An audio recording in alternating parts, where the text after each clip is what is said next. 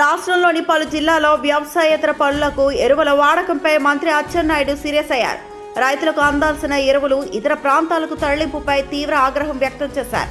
డీలర్లు, గోదాములపై ప్రత్యేక తనిఖీలు చేయాలని వ్యవసాయ శాఖ కమిషనర్కు ఆదేశాలు జారీ చేశారు. ఈ అంశానికి సంబంధించిన మరింత సమాచారం మా ప్రతినిధి కుమార్ అందిస్తారు.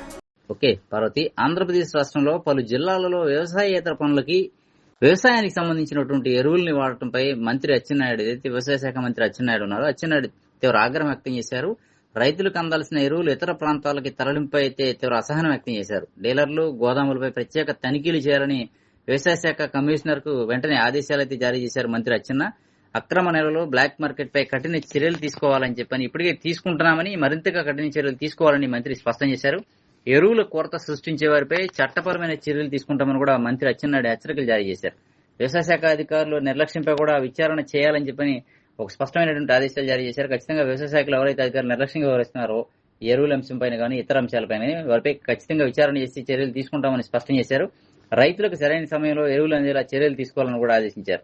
జిల్లాల వారీగా ఎరువుల స్టాకులపై రోజువారీ మానిటరింగ్ జరగాలని అధికారులు సూచించారు. అక్రమ రవాణాపై విజిలెన్స్ ప్రత్యేక బృందాల నిఘా ఉంచాలని చెప్పని, పెంపుదల చేయాలని, అక్రమ రవాణాపై ఖచ్చితంగా నిఘా అనేది పెంచాలని చెప్పని స్పష్టం చేశారు. రైతుల్ని మోసం చేసే వారిని ఉపేక్షించమని అచ్చెన్నాయుడు అయితే మరోసారి ఘాటైన హెచ్చరికలు అయితే చేశారు. ఎరువుల్ని పక్కదారి పట్టిస్తున్నట్లుగా రుజువైతే డీలర్ల లైసెన్సులు సైతం రద్దు చేస్తాము, అలాగే క్రిమినల్ కేసులు కూడా నమోదు చేస్తామని అచ్చెన్నాయుడు స్పష్టమైనటువంటి ఆదేశాలు, ఘాటైన హెచ్చరికలు కూడా చేశారు.